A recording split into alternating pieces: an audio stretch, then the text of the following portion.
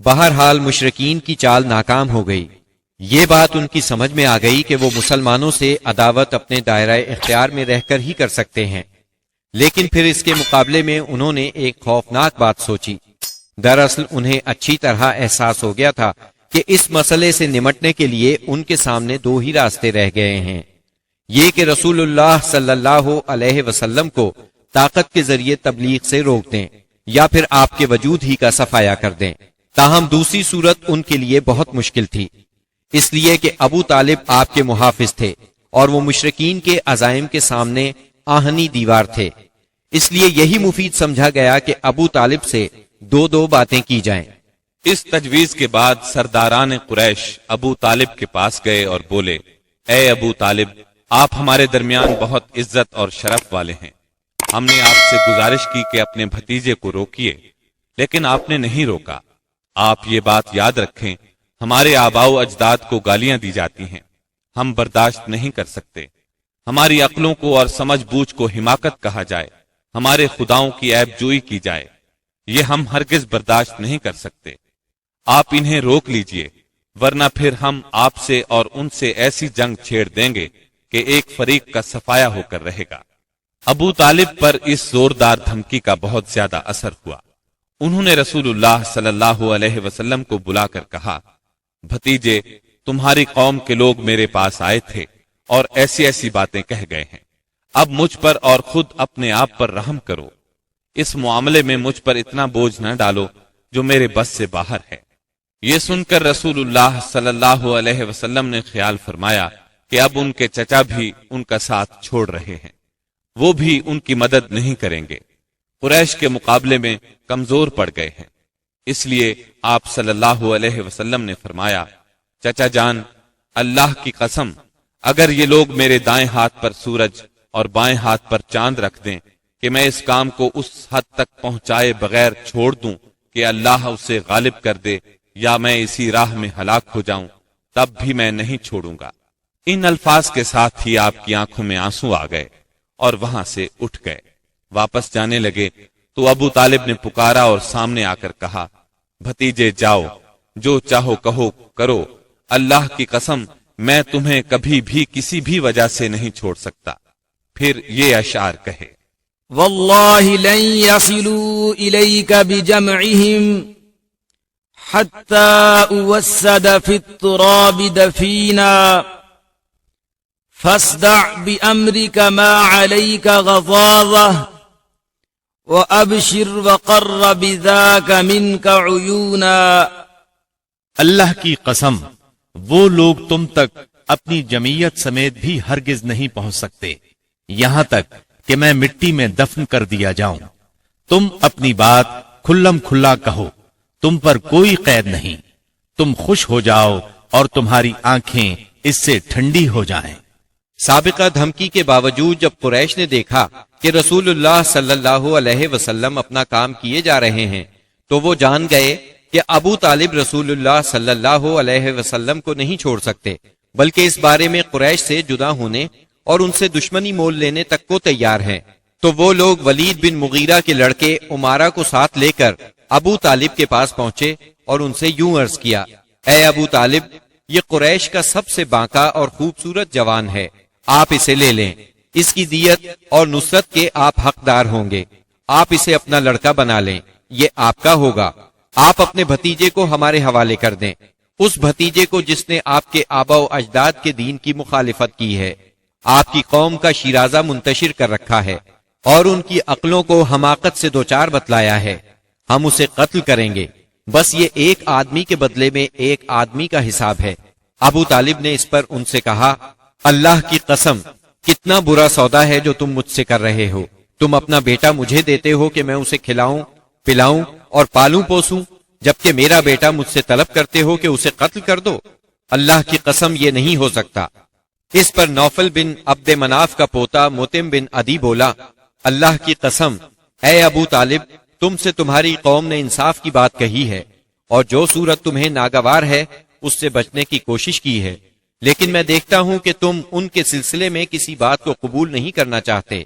اس کی بات کے جواب میں ابو طالب نے کہا، اللہ کی قسم تم لوگوں نے میرے ساتھ انصاف کی بات نہیں کی، بلکہ تم بھی میرا ساتھ چھوڑ کر میرے مخالف لوگوں کی مدد پر تلے بیٹھے ہو۔ اگر یہی بات ہے تو ٹھیک ہے، جو چاہو کرو۔ اس گفتگو کی ناکامی کے بعد قریش کا ظلم و ستم حد سے بڑھ گیا۔ تکالیف دینے کا سلسلہ پہلے سے کئی گنا زیادہ اور سخت تر ہو گیا۔ انہی دنوں قریش کے سرکشوں کے دماغوں میں نبی صلی اللہ علیہ وسلم کے خاتمے کی ایک تجویز ابھری، لیکن یہ تجویز بھی ان کے خلاف گئی۔ اس تجویز کی بنا پر مکے کے دو نامور اور سرفروش یعنی سیدنا حمزہ اور سیدنا عمر بن خطاب رضی اللہ عنہما اسلام لائے، اور ان کے ذریعے سے اسلام کو خوب طاقت ملی۔ ظلم و ستم کے طویل ترین سلسلے کے صرف ایک دو نمونے آپ کو سنائے جاتے ہیں۔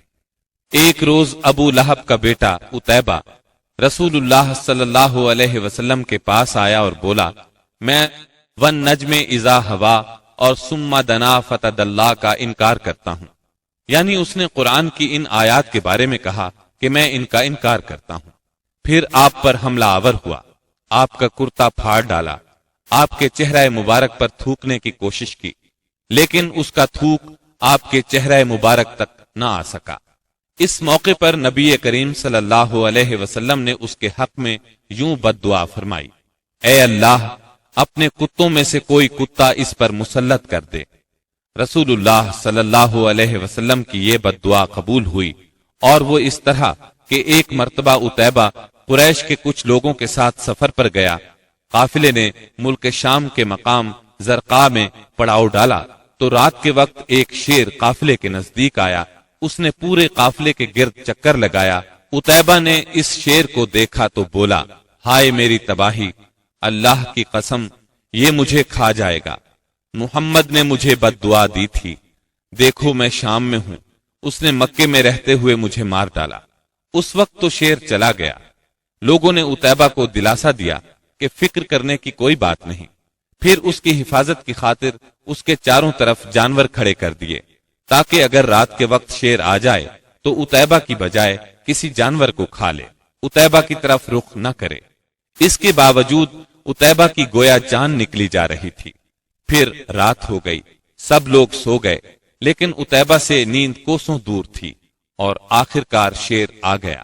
اس نے جانوروں کو کچھ نہ کہا، ایک چھلانگ لگا کر ان کے اوپر سے ہوتا ہوا عتیبہ پر جا پڑا اور اس کا سر چبا ڈالا۔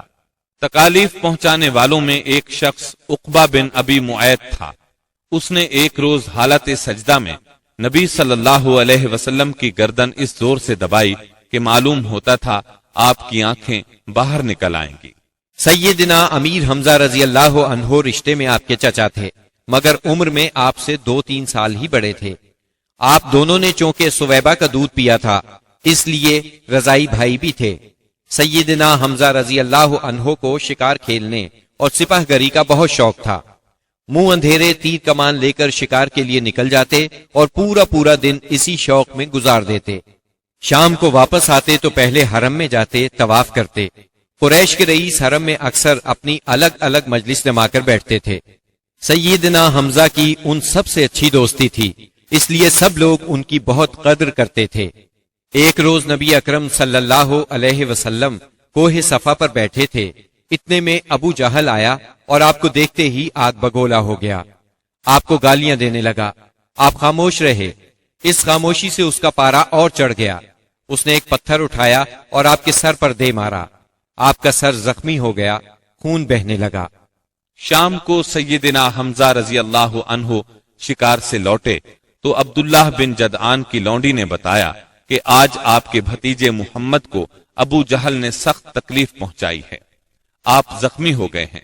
سیدنا حمزہ رضی اللہ عنہ نے یہ سنا تو غصے سے بھڑک اٹھے، آخر آپ ان کے قریبی عزیز تھے۔ سیدھے ابو جہل کے پاس گئے اور بولے، تو میرے بھتیجے کو گالی دیتا ہے، حالانکہ میں اسی کے دین پر ہوں۔ اس کے بعد کمان سے اس زور سے مار ماری کہ ابو جہل اس کمان سے زخمی ہو گیا۔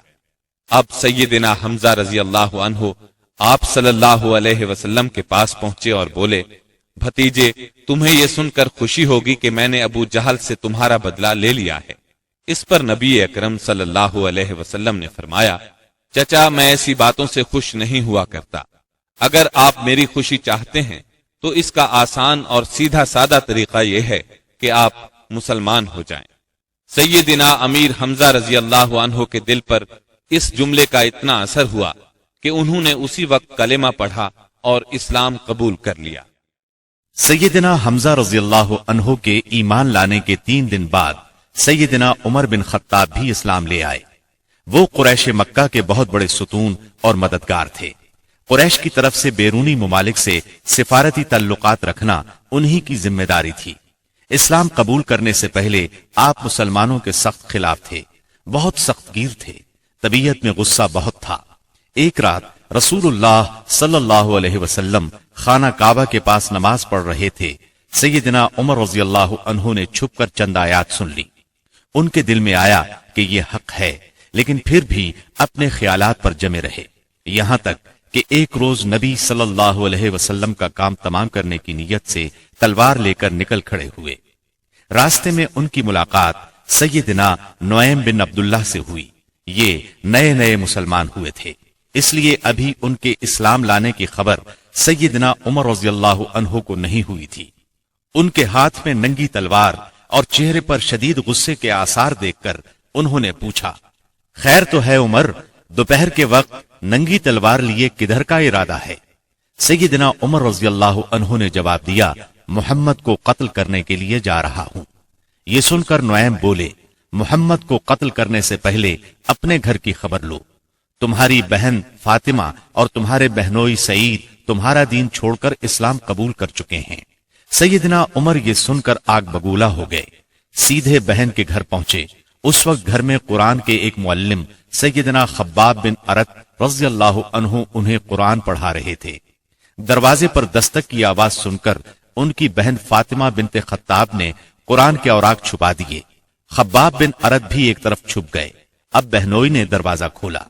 دروازہ کھلتے ہی سیدنا عمر رضی اللہ عنہ نے پوچھا، تم کیا پڑھ رہے تھے، مجھے دکھاؤ۔ ساتھ ہی سعید بن زید کو مارنے لگے۔ بہن نے اپنے خاوند کو چھڑانے کی کوشش کی تو ان پر بھی ٹوٹ پڑے، وہ بھی زخمی ہو گئیں، ان کے منہ سے خون بہنے لگا۔ جوش میں آ کر بولی، جو جی میں آئے کر لو عمر، ہم مسلمان ہو چکے ہیں۔ سیدنا عمر رضی اللہ عنہ نے بہن کو زخمی دیکھا تو شرمندہ ہوئے اور نرم آواز میں بولے، مجھے سناؤ تم کیا پڑھ رہے تھے، میں جاننا چاہتا ہوں تمہارا دین کیا ہے۔ انہیں نرم پڑھتے دیکھ کر سیدنا خباب بن ارت بھی کونے سے نکل کر سامنے آ گئے۔ قرآن کے اوراق پر سورہ طٰہٰ کی چند آیات تھیں۔ سیدنا عمر رضی اللہ عنہ نے ان کو پڑھا تو کایا پلٹ گئی اور بولے، یہ تو بہت عمدہ چیز ہے، بتاؤ مسلمان کس طرح ہوتے ہیں۔ سیدنا خباب بن ارت نے کہا، اے عمر، جمعرات کی رات رسول اللہ صلی اللہ علیہ وسلم نے اللہ تعالی سے دعا کی تھی کہ اے اللہ، ابو جہل یا عمر بن خطاب سے اسلام کو تقویت دے۔ تمہیں خوشخبری ہو کہ یہ سعادت تمہارے حصے میں آ رہی ہے۔ رسول اللہ صلی اللہ علیہ وسلم دار ارقم میں ہیں۔ سیدنا عمر رضی اللہ عنہ ان کے ساتھ دار ارقم پہنچے، دروازے پر دستک دی۔ دروازہ کھلنے پر اندر موجود لوگ سیدنا عمر رضی اللہ عنہ کو دیکھ کر چونک اٹھے۔ نبی صلی اللہ علیہ وسلم کو بتایا تو آپ نے فرمایا، آنے دو۔ سیدنا عمر رضی اللہ عنہ اندر داخل ہوئے۔ آپ صلی اللہ علیہ وسلم نے ان کا کرتا پکڑ کر کھینچا اور فرمایا، عمر، کس ارادے سے آئے ہو؟ سیدنا عمر رضی اللہ عنہ نے فوراً کلمہ پڑھا، اشہد اللہ الہ الا اللہ وانک رسول اللہ، میں گواہی دیتا ہوں کہ یقیناً اللہ کے سوا کوئی لائق عبادت نہیں اور یقیناً آپ اللہ کے رسول ہیں۔